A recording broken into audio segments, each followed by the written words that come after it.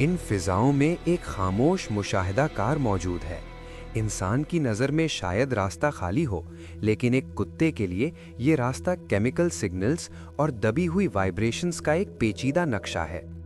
हम इंसान अपनी आँखों पर भरोसा करते हैं, लेकिन एक केनाइन का तजुर्बा उसकी नाक से शुरू होता है।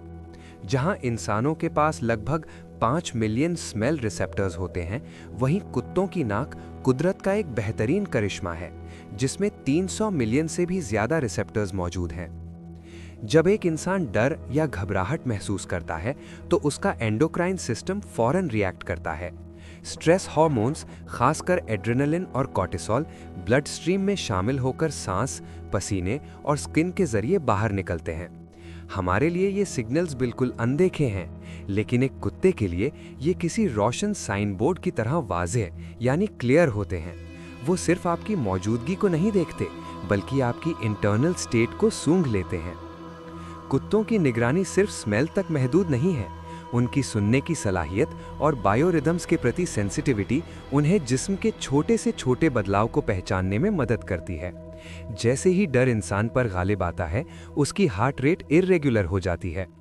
रिसर्च बताती है कि कुत्तों का nervous system in micro events के लिए इतना सेंसिटिव है कि वो हार्ट बीट में होने वाले इजाफे को इंसान के खुद महसूस करने से पहले ही पकड़ लेते हैं।